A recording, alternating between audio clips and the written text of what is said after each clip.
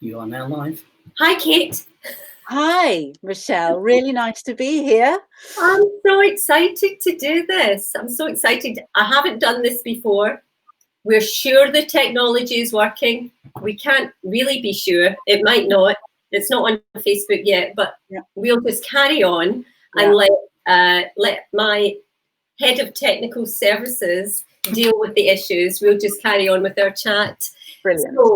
Brilliant. So absolutely delighted to be speaking to you about this book, your book. I wish my doctor had told me this. We met on LinkedIn on another profile, on another platform, and I was talking to you about topics skincare, and you were telling me about your book that had just been that you were about to publish. Yeah, it was about been published, and it was about to be published. And honestly, the synergy, I just thought, I can't believe I'm having this conversation with you, because obviously within the book, you were going to cover sludge, the chapter on sludge. Give me 2 seconds. Ian needs to be up here. Hold on. I'm just looking for this live on my profile. There it is there. And I'm going to change. Within the book, you were going to cover excuse me. sludge, the chapter on sludge. Give me 2 seconds. Ian needs to be up here. Hold on. I'm just looking for this live on my profile. There it is there. Right, sorry, Kate.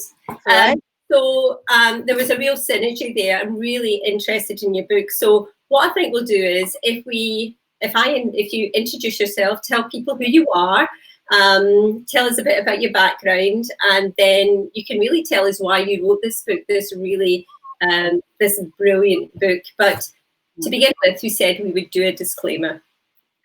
Yes, well, very much. I mean, the book is the rest of the title. I wish my doctor had told me this. There is more to our healing than medication. And our conventional medical world is fantastic in an acute situation. So, you have an accident, heart attack, stroke, something really serious. Get yourself to hospital. It's the best place in the world.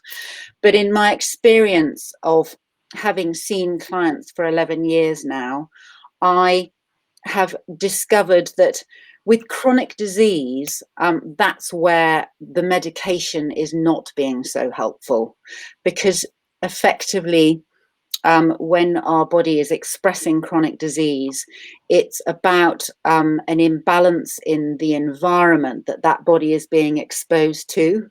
And that is why the body is kind of getting out of kilter. And that's where pills can't fix that, because it can't balance the environment back up. It just suppresses the symptoms. So I'm not saying that, doctors are not great. They are. Mm-hmm. I think the reason why I wrote this book was because I wanted to empower people to be able to fix themselves. Our bodies have the most incredible ability to heal themselves. And so many times, when I explained to clients what was going on in their body, like, wow, this is amazing. Why did my doctor not tell me this? And I'm like, because they don't work like that. They work in a different way. And also, bless them, they only have 10 minutes with somebody. When you go and see a GP, 10 minutes is nothing to try and understand what is going wrong in a body. When I see clients, I have an hour and a half, 2 hours, and we can really unravel all of the underlying problems that are happening for that body. So, it's a kind of a complicated one, but I just felt that seeing my clients was great one-to-one. I started doing workshops to kind of try and spread the word. But again, that's a bit of a drop in the ocean. So hence why, and a lot of clients have said, you should write a book. So I kind of thought, right, well, I'm going to do it. And it's very readable. I am not an expert. Of course, I'm not an expert, but I can read it. I read it cover to cover, and then I've dipped back into the sections that I'm really interested in that we are going to touch on today. Tell us a bit about your background then. Well, I guess I've always loved bodies, always wanted to get into some kind of complementary alternative therapy, but I couldn't find the right one. And I ended up going to see a nutritional therapist for my own health about, I don't know, 15 years ago, probably longer, and being utterly gripped. And I said, wow, this is amazing. She said, oh, well, if you're interested, read this book. And I read the Optimum Nutrition Bible by Patrick Holford, and I was like, you know, it's that light bulb moment. This is what I want to do. Yeah. So I then have to go. Well, I went off and got my chemistry A level, and then went, you know, spent 3 years going up and down to London doing my training, and then, but I loved it. I absolutely was so passionate about it, and then started seeing wonderful clients, and I just yeah, I have the best job in the world. It's just fabulous. I'm glad you enjoy it. So just looking at the contents page. Yeah. Honestly, on all my notes here, we could literally be on this call for forever. We're trying to keep it to half an hour, and if anyone's got any questions, and there are questions that have been submitted to me, we're going to get through the questions, all of them, if we can, and we will get through all of them. If anyone has questions as a result of our conversation today, if they drop them to me, then we can have another chat. It doesn't mean that we're never going to talk again. But just starting with the introduction and the contents page, evolution or the lack of it.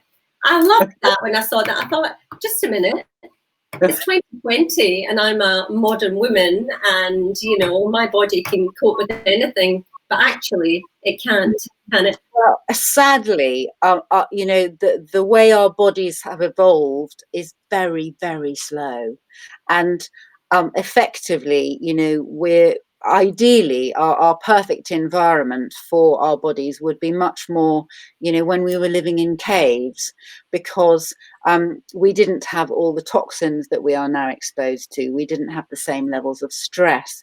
We were eating fabulous, clean, wholesome, not messed about with food.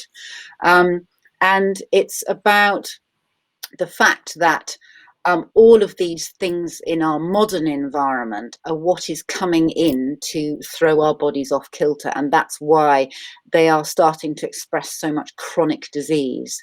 So it's about sort of, you know, the book's very much about how we can alter the environment to take it back a little bit to how our bodies would operate more optimally. Right. You do say, number 2, all chronic disease is preventable. Really? Absolutely. I mean, it's again, you know, our body reacting to the environment. And yes, there are genetic elements in this, in that we can have a genetic predisposition for something, for example, breast cancer. But they've shown with studies of epigenetics, which is looking at the effect of the environment on our genes, that the environment can determine whether we switch those genes on or off. So you might have that gene, but if you have a lovely, squeaky clean environment with no stress and, you know, not so much pollution and really good food, then those genes are not necessarily going to be switched on. So we have a lot more control than we think. You know, I think we've all been given the message that genetics are our destiny, and that really is not the case. So would you say it's got more to do with our habits than our genetics, or? Yeah, absolutely. I think the habits that we live with have a huge impact on the way our body runs. And so, yeah, it's really very powerful, and also the you know, as well as the physical environment, the emotional environment is hugely important. You know, our thoughts are very powerful. So the next one on your list is thyroid, and that one is very metaphorically and physically close to my heart. Astoundingly, you say, I read this, I thought, really? It says, research shows that approximately 80% of the population are walking around with undiagnosed thyroid problems. Really, that high? I think I've come to the conclusion that most people tend to have a low thyroid function. And because we live in a world that is so fast, we are expecting our bodies to run very, very fast, and it's not really how they would naturally operate. So in order to stop our bodies from burning out, the thyroid decides to switch itself down a notch. So it lowers the metabolic rate, which makes us rather tired, which slows us down. And if we don't listen, it then switches us down a little bit more. And so you end up, kind of running your life as if you're walking through treacle. And I'm sure anybody who has low thyroid function will be very familiar with that kind of feeling of just everything is a real daily grind. So I think that's why so many people are, one of the reasons why so many people are getting thyroid problems. Again, also nutrient deficiencies. The thyroid needs good levels of iodine, selenium, iron, zinc. And, when I do testing with people to see where their nutrient levels are, very often, we are deficient in things because the food that we're growing is not full of all the wonderful nutrients that we need. So again, the thyroid is struggling to work optimally. So yes, that's why I think, there are so many people with thyroid problems. And as I write in my book, when you do a thyroid test at the doctors, even if you get them to do a really good comprehensive one, not just the TSH, it can come back normal. Right. But then I, talk through with the client and I give them the list of symptoms that a low thyroid might be giving you, and they're ticking most of them, even though their bloods are normal. So if we just take a step back, so 80% of us are walking around with it. We're feeling a bit sluggish and a bit low. What would we be experiencing for you to say, go and have the test? What would typically be not right about us? Well, for starters, low energy. Right. And then, there can be digestive problems. There can be hormonal problems, dry skin, constipation, even kind of things like heart palpitations. Right, okay. Because the thyroid is controlling your metabolic rate. If your metabolic rate is turned down, it can affect absolutely everything. Right. So there's a whole range of symptoms, but those probably would be the kind of top ones that I would. So you go to the doctor and you have a discussion that you think it, or you don't. Do you suggest you think it might be your thyroid, or does the doctor suggest he thinks it might be, or she might I think, you can say, I think it is a difficult one because I can imagine it's very frustrating as a doctor when people turn up and they say, oh, well, I've Googled this. I know what's wrong with it. So but you can say, I do think, I am feeling exhausted. Yes. You can reel off a few of the symptoms that you're getting and saying, would it be possible for you to test my thyroid? Right, okay. But again, with the thyroid testing, generally, and of course this is all tends to be down to lack of funds, the doctors tend to only test your TSH, which is your thyroid stimulating hormone. Now that is one bit of the picture. Ideally we want to have your T3 and your T4 and checking for antibodies. It's a really good in my book. So you get all of those tested and you may find that there's an imbalance, but if it comes back and it's all normal, don't lose heart, because actually that doesn't necessarily mean to say that it's all hunky-dory. I mean, I, like you, have had thyroid issues, and I went to the doctor and I had blood tests done and they go, oh no, you're all fine, and I'm like, but why do I feel like I'm walking through treacle? And it was only when I started to do my training and we got onto studying the thyroid and the adrenal glands, I was like, oh, this is it. This is what's happened to me, and so therefore I was then given the tools in the box to go back to the drawing board. And, when you have an underactive thyroid or a thyroid that's not in balance, you don't have to go and have thyroxine. it's not always necessary.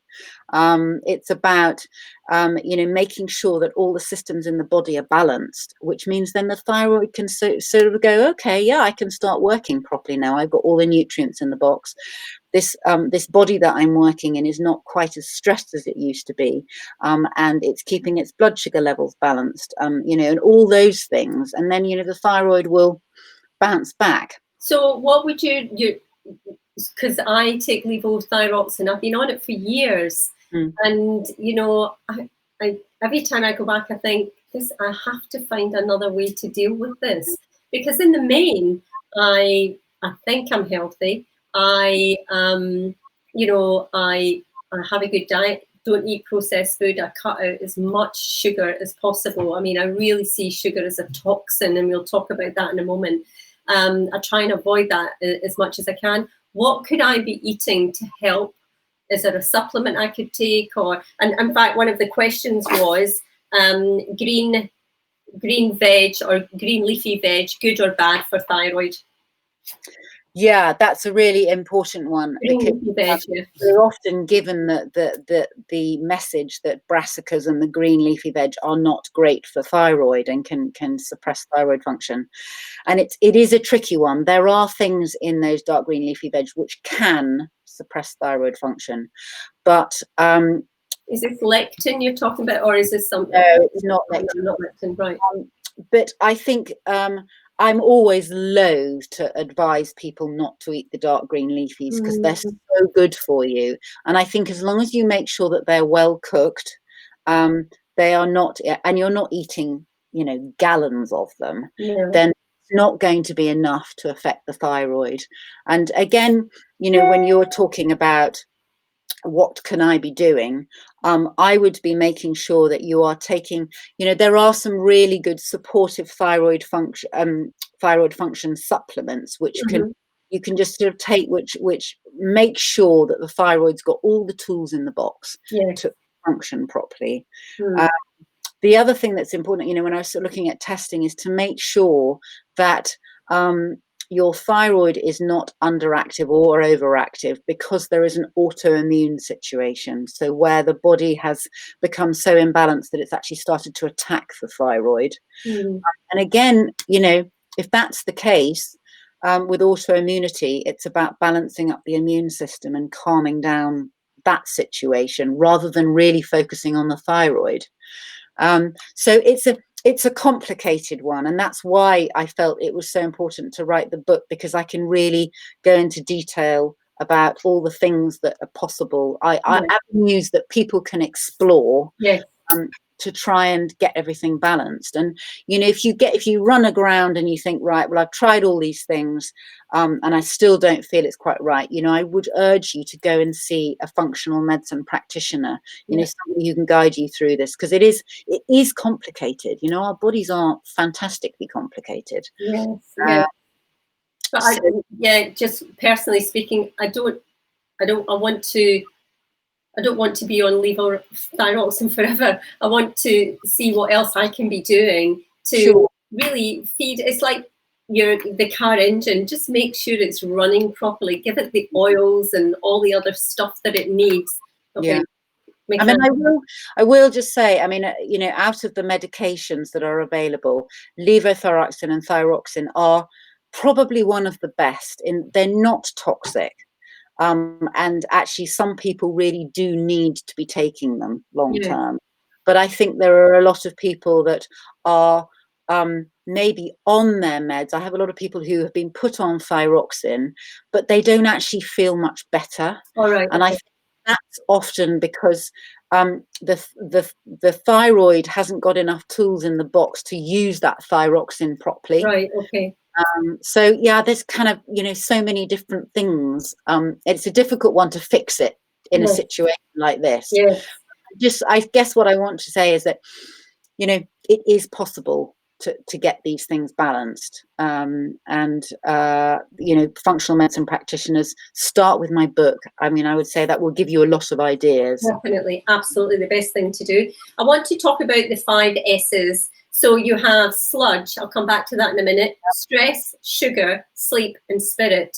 So sludge, of course, hugely important to me because I am a Tropic ambassador. Clean skincare is, you know, absolutely, that's why I'm involved in this business. It's really, really important to me. What you put on your skin really matters to you and matters to the you know, Mother Earth. Whatever you put on your skin, you're washing it off and it goes into the seas and the rivers, etc. But it's much more than that. You know, you go through it, you know, this story of the person that gets up in the morning, has the shower, what they eat, and then how they travel to work. And we are literally just surrounded by toxins, aren't we?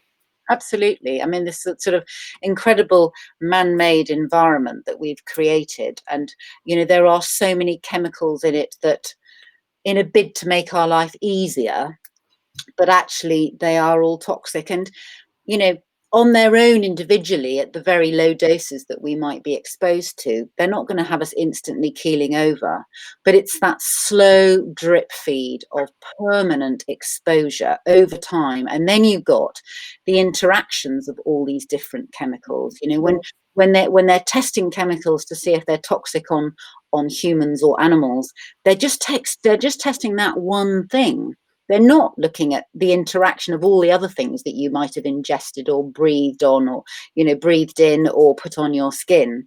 So we really, our liver, which is the main detox organ, has its work seriously cut out. Oh, yeah, absolutely. You know, and it's not about being overwhelmed with it. Sorry, Kate. Sorry, on you go. No, everything, you know, anything you put on your skin gets absorbed into the body. Oh, and it's absolutely. Not what we wash off. It's you know, it goes in, and if it's not natural, the body has to treat it as a toxin. Exactly. Yeah.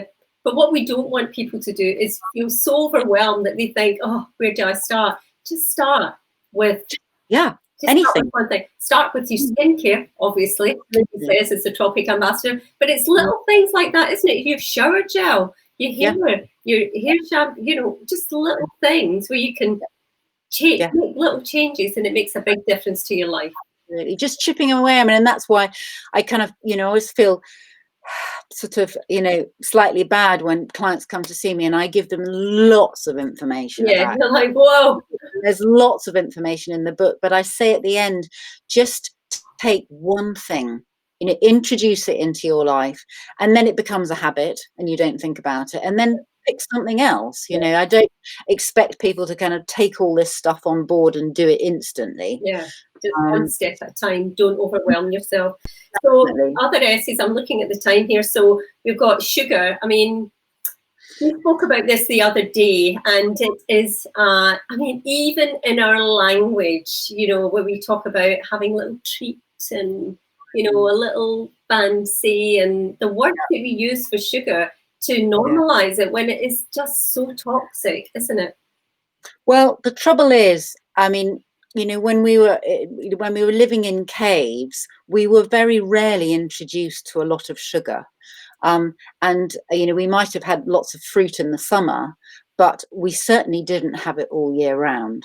And we didn't refine it, so, you know, we could have spoonfuls of it. And that's what our bodies just aren't really cut out to cope with, this constant drip feed of sugar. And as you say, sugar has been normalized. So also, you know, even I'm shocked, you know, when you go and you buy something savory in the supermarket, you know, there's still sugar in it. And, you know, it's almost like, you know, the food manufacturers know that we all love sugar, that sweet taste. So they're like, well, if we can whack some sugar in, it's going to make it really popular and yummy. And of course, we think we're eating something that's kind of savory and relatively healthy, but of course, it's a source of sugar. And so it is really difficult, and sugar's incredibly addictive.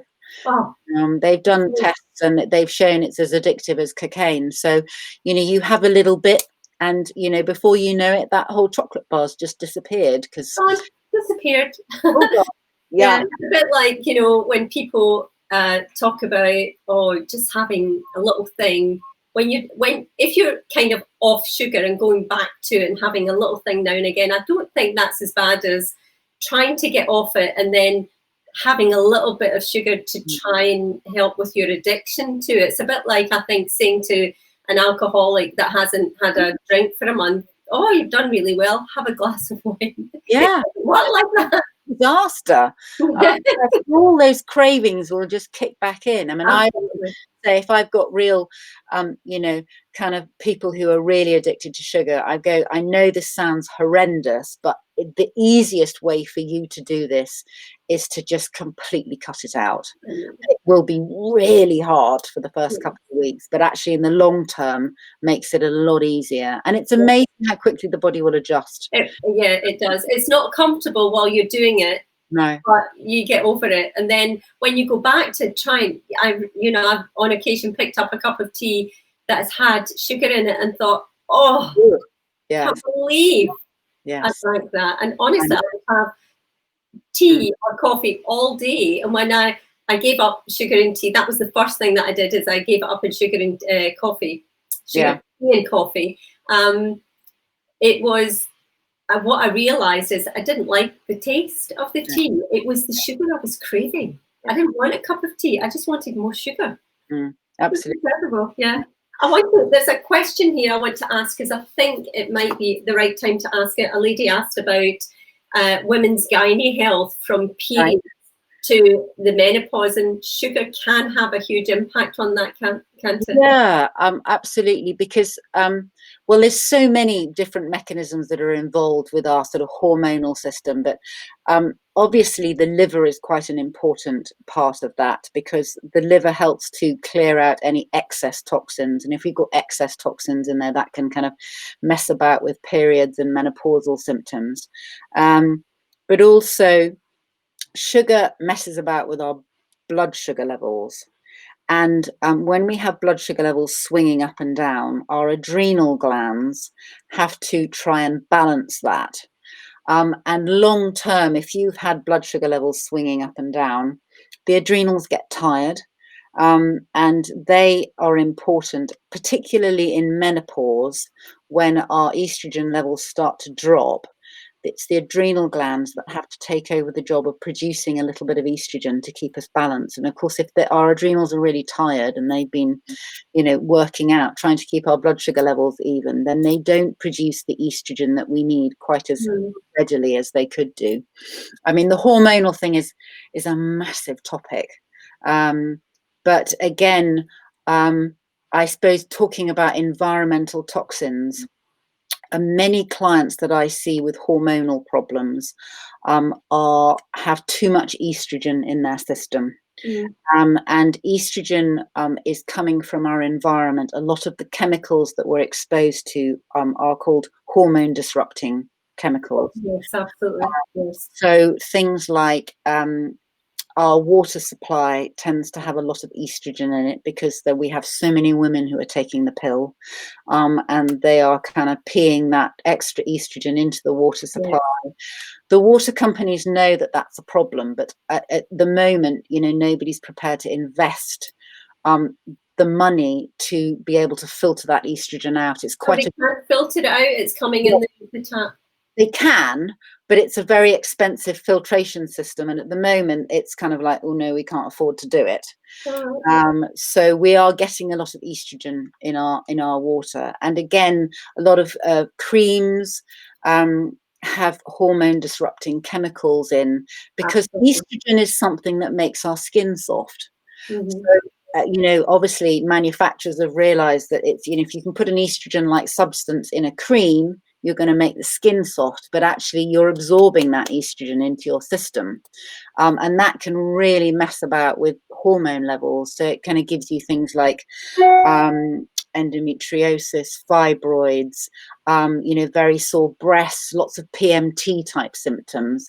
And that's kind of, one of the areas that can be very much imbalancing our hormonal system.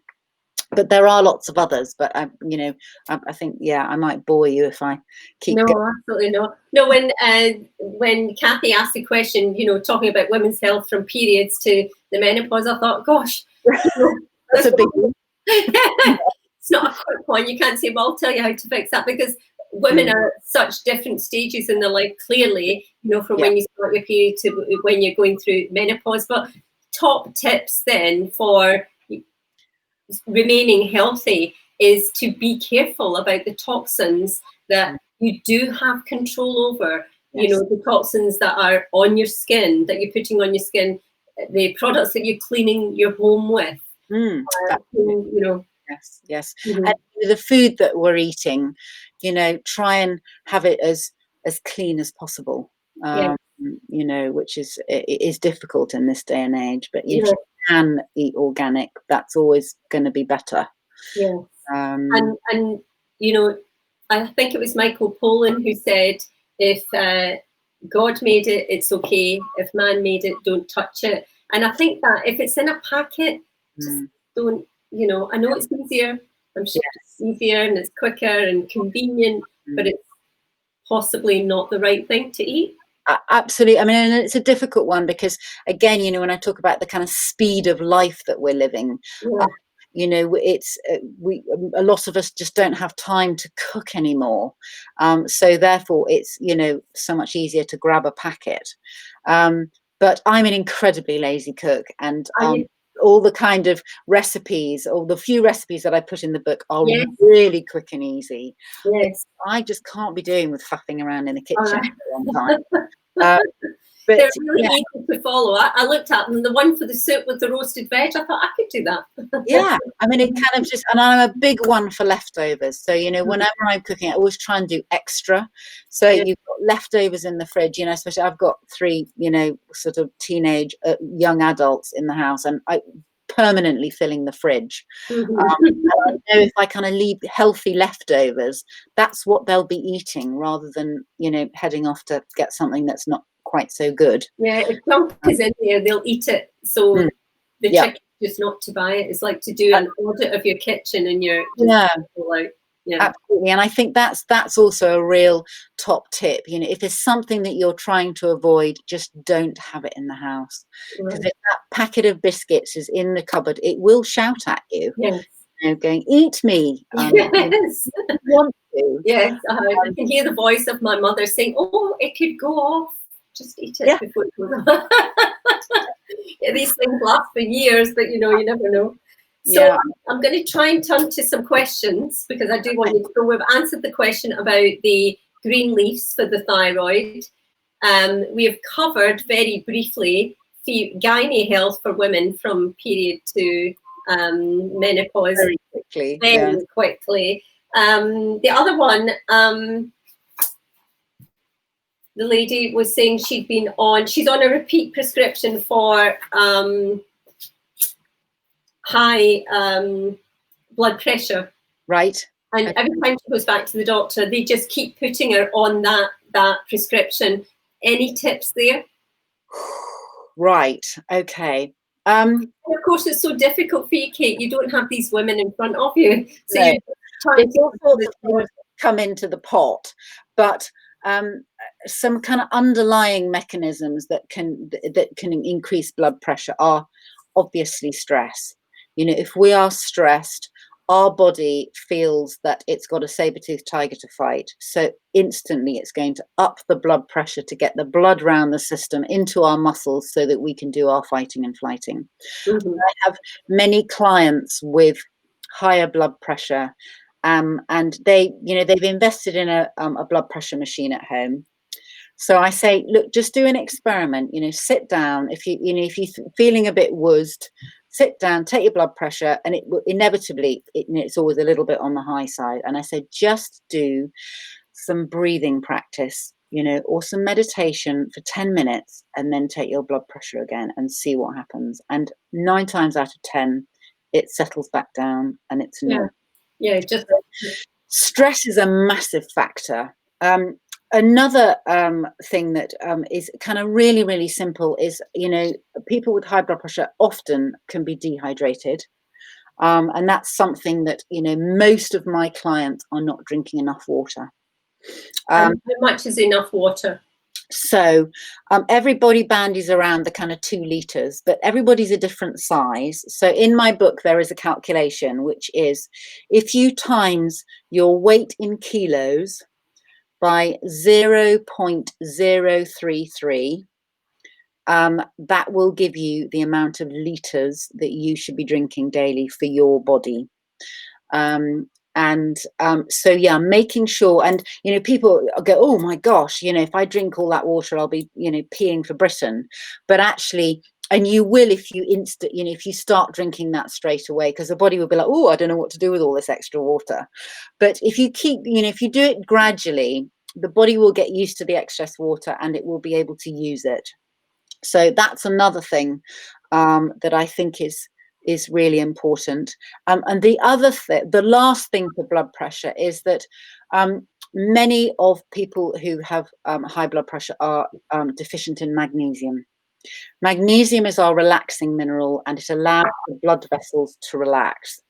And with our fast-paced, crazy, hectic 21st century life, we burn up a lot of magnesium. So I would say try to get a bit more magnesium into your diet.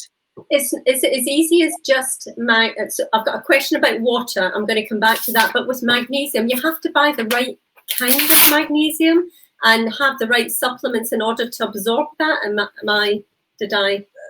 There are different types of magnesium, absolutely. I mean, as a basic one, I would go, look for one that's got magnesium citrate in it.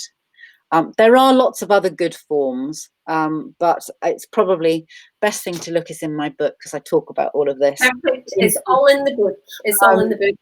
As a basic, go for something with magnesium citrate. A great way of getting magnesium into the body is, having a bath with, big cup full of Epsom salts in it. Oh, right. Yeah. Epsom salts is magnesium sulfate, and we absorb, anything you put in your bath, you're going to absorb. Indeed. So lovely way to finish the end of the day. Nice hot bath with some magnesium, maybe a sprinkle of something delicious from Tropic in there. We definitely have something for that, but yes. and a lot of people, if you get more magnesium into your system, you'll sleep better. Yes. I'm often saying for kids that are, a bit wired and don't sleep very well, put some magnesium in their bath at the end of the day. Oh, right. It can really help with sleep. Right, good. Tracy Nichols was asking, does it have to be plain water that you're drinking? Yes. Should you actually have a filter? Would you recommend a water filter? I would always recommend a filter. Oh, but it's a difficult one. I think the jug filters, depending on what you're wanting to filter out. If you are wanting to filter out estrogen, which is one of my big things, we really need to get at something called a reverse osmosis water filter, because it's pretty powerful and it will sort of filter all the baddies out. But and that's a kind of under the sink proper filter that gets plumbed in. Right. But next best one could be the jug filters will filter out lots of the heavy metals and maybe the chlorine and the fluoride that might be in our water. So fluoride as well, avoid fluoride. What about toothpaste that has fluoride in it? Yes, it does, I'm afraid. And avoid that? Always be recommending to have a fluoride-free toothpaste. Right. Yeah. So going back to water filters, you could actually just, rebuild your kitchen and have a water filter put in. Absolutely. Perfect word. Yeah. You don't need to rebuild your kitchen. I mean, you can plumb these things in without having to kind of completely revamp the kitchen. Right. Okay. But having something in your water, that's okay if people don't. I mean, what would you put? I'm trying to think what you put in water that's not full of kind of flavour water, make it a bit more interesting. Well, it's sort of simple things like, maybe a slice of lemon, a little bit of fresh ginger, a few slices of cucumber makes it really nice. I mean, you can, in the summer when it's hot, and it's got a bit chilly today. Yeah. Some people do, make up a big jug of a herbal tea, like peppermint tea, and then put it in the fridge and have it cold. And you just, you're getting the water, but just with a little bit of, a bit of a taste in there. People really don't want to drink water because sometimes it can get a bit boring. But herbal tea comes into the the water quota. It's just tea and coffee that doesn't, because that kind of dehydrates you. Tea and coffee okay to drink, or not because they dehydrate you? Yeah, they will dehydrate you. So then you can't really count them as your liquid intake. Right. Okay. And you know, if we're talking about keeping the body balanced and calm and, you know, gentle, even blood sugar levels, coffee, not ideal for that, because it tends to spike your blood sugar levels. My rule for coffee is that if you're the sort of person who needs a coffee in the morning to get going, that's when you shouldn't be having it, because that's when it's showing that there's an imbalance in the body, and you're really driving your body hard by making it run on coffee. Right, okay. A question here actually from Karen. Magnesium oil? Magnesium oil, yeah, great. It can sometimes, I know when people first start using magnesium oil, it can be a bit itchy on the skin, but if you keep persevering, it then, you know, becomes less itchy. But again, if you have, I don't know, sore areas in the body, you know, sore muscles, rubbing magnesium oil into them can be a great way of getting magnesium straight in there. Right, okay. Yeah, great idea, Karen. Yes. Shifting weight and stubborn fat loss. Any tips for that? Yes, sugar being the big one. I think also of course, fat doesn't make you fat. That's the big. Yeah, we've been very misled about the fat thing, and we've all, I think, been brought up with this psyche that fat makes us fat. And actually, when you look at the mechanism of how the body deals with sugar and fat, it's kind of quite complicated. But it's in the book. Yeah, it's all in the book. The insulin is the hormone that promotes fat storage. So when we eat sugar and carbohydrates, we require insulin to deal with it. If we are eating fat as a fuel, we don't require an insulin response. But what I would say, if you're going to increase your fat levels, you have to cut out the carbs. You can't do fat and sugar together, because that's just a disastrous combination. Right, okay. Just on that, actually, about the sugar, cancer cells, you say in the book, live on sugar. So that's quite interesting. So you want to avoid... Yeah, when healthy, normal cells in a body can use sugar as a fuel or fat as a fuel, whereas cancer cells can only use sugar. So, you know, obviously, as a great cancer prevention, the more we are fueling our body with kind of fat and vegetables and good quality protein rather than the sugar and the carbohydrates, that means that any cancer cells in our body, because we all have cancer cells, that's kind of quite normal. We just need a good immune system to blitz them. But it means you're not going to be feeding those if we don't, you know, have a very high sugar diet. It's quite interesting, and I don't mean to be controversial, but I know lots of people who've gone through cancer treatment where they've been told it doesn't matter what they eat.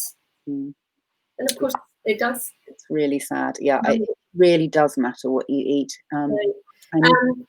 Huge amount of support your body when you're going through cancer treatment to help it get through the treatment.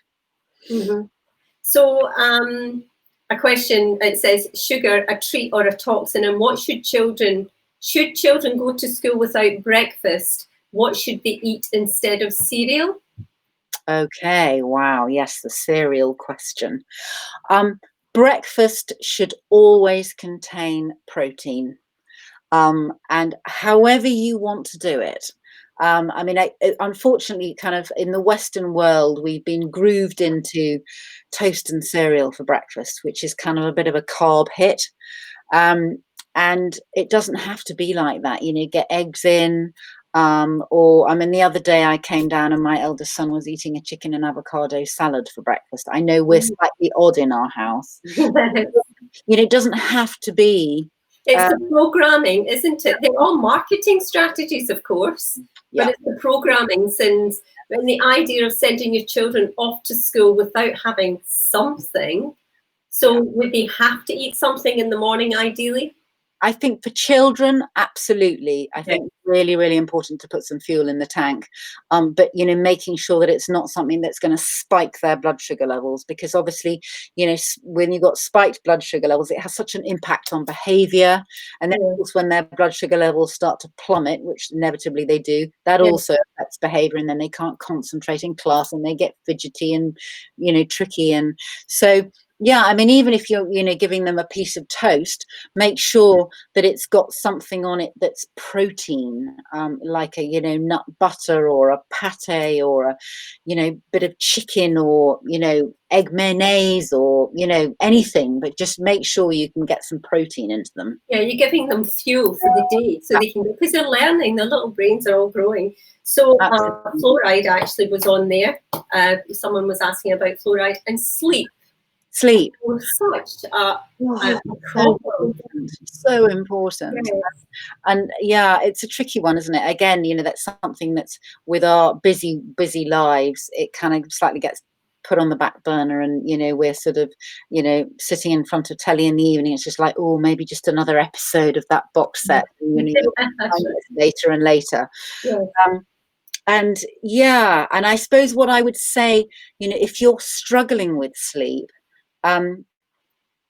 generally I find that it's because the body is in a kind of stressed state. So therefore, it's not really safe for your body to go into really good, deep quality sleep, because it feels that there's a saber-toothed tiger around the corner. Something's going to happen. Yeah. Absolutely. So you're slightly on high alert and you don't have that really deep quality sleep. So watching, you know, what your bedtime routine is. You know, obviously having a lovely bath with Epsom salts in is brilliant. Listening to music, but also being aware of, if you are watching telly, what are you watching?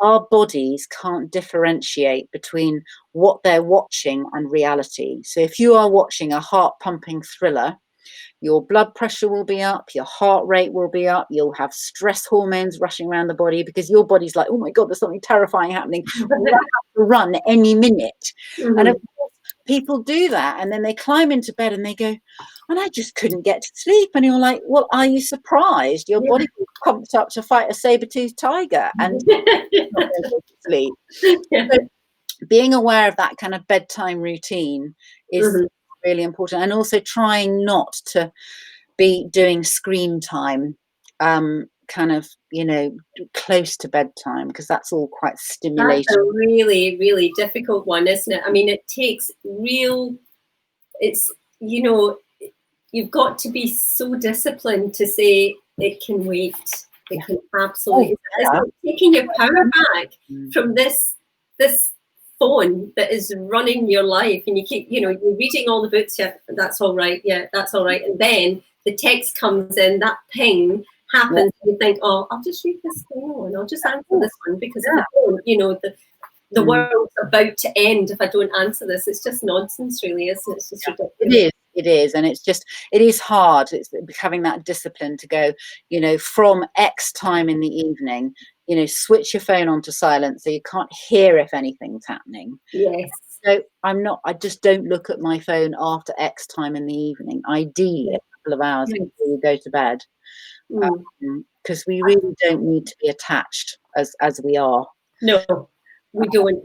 No. I loved it actually where you say, and this was it was a realization for me in my journey when I was doing, starting my journey in personal development, when I realized that me, you always have a choice. That was quite annoying to begin with. Yeah, really annoying. It annoyed me. Yes. Yeah, having to take responsibility. Oh, yeah, no one else's fault.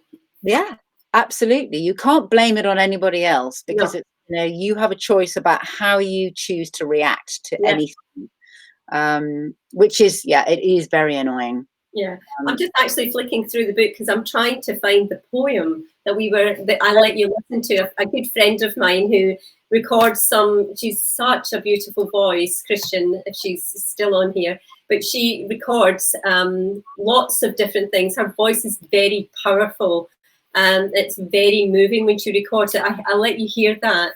the recording just beforehand. So absolutely beautiful. And I have a recording of it. I'm going to pop it in underneath here later so people can listen to it. It's this poem, yeah. This poem, I'm trying to find it on the page because I had it open. 208. 208, yeah. That's right. Call on Me. Call on Me. Christian recorded that for me, and honestly, it's so beautiful. It's just lovely. It really spoke to me, that. But it's so resonant now with COVID-19 and as being so distant from each other. I mean, Zoom is great. We're chatting now. It's not the same as being in a room with someone, in a group. For all of the Tropic ambassadors that didn't get to the GLA ambassadors, I felt your pain. There's nothing like being in a room like that. And now that we're talking about the lockdown easing and people actually going back to work and, becoming, meeting people again, there's real apprehension there. Yeah. Absolutely. What do you do about that? I think, yes, it's all a mindset. I guess it comes back to the choice. We have a choice about how we want to view this. Being, I guess it's having that kind of taking a deep breath and going, I know my body can deal with this. But it's hard, when I think we're being bombarded by press that's very much fear mongering. Oh, it's awful. It's probably fear mongering to keep us in our homes. Yeah. So that therefore a lot of people are now terrified to go out once we are. Yes, it's awful. There's a question here. I struggle with sleep during menopause, and the doctor tells me to up my HRT estrogen gel, but reluctant to, as concerned about too much estrogen. Yeah, that's a tricky one. There's kind of a lot of questions that I'd want to ask around that. But I guess what I would always say with HRT is that if you're taking HRT, for me, it's absolutely vital to get your hormone levels tested, so you know what your levels are like, because very often women are taking HRT when their estrogen levels are okay. It's possibly progesterone that they need, and obviously that test. Who does that test? Your doctor or someone else? You can ask the doctor to do it. It depends. Some of them are better than others. Again, this is probably where you need to be talking to a functional medicine practitioner, because the tests that are done, some are better than others. I tend to use a urine test. Is really good, and it gives a bit more of a broader picture about what the estrogen and the progesterone, the testosterone, and all the other kind of hormones that are involved in menopause are doing. It's a bit of a tricky one to answer that one, but I would always say, if you were being asked to up your estrogen, I'd always get the hormone levels checked before you would do that, to make sure that it is estrogen that you need. Yeah, do you think that then it's a bit of a blunt tool to say, oh, you're not sleeping, it must be this, without actually testing for it? Well, yes, I hesitate to, criticize, but I kind of feel that with HRT, I would always recommend that people get their hormones tested, because again, HRT, I feel, is a bit of a one size fits all protocol. And unless you really know exactly what that person needs, there are lots of great practitioners, which will test, and then they will just give you exactly what your body needs, rather than a kind of general, just fling some hormones in. How do you find a functional practitioner then? Is there a website? Is there a kind of society? Yeah, I would Google functional medicine practitioners. There's a sort of functional medicine body. You will definitely, that'll send you down the right road. Excellent. Good. I'm going back to my list here. Sugar, breathing to calm me down.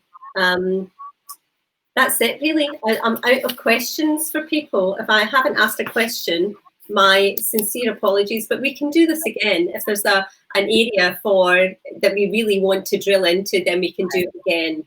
Yeah. Okay. We've been chatting for 54 minutes. Oh, blimey. We're going to be half an hour, but never mind. An absolute pleasure to talk to you. I am going to put the link to this book below where you can buy your own copy. And it's just a great read. It's just fantastic. I'll also put below your own contact details, your email address and your website. What is your website again? nutritionyorkshire.com. Right, okay. I'll put that underneath, so if people want to come to you directly, then they can. Oh, but it's been a pleasure to speak to you. Oh, well, Michelle, thank you. It's been a total joy to be with you. Thank you very much. I'm going to end this now, but when we're finished, we'll pop on again. Lovely. All right. Thank you, everyone. Thanks to anyone who watched it. It's been an absolute pleasure. Oh, right. Okay. Bye.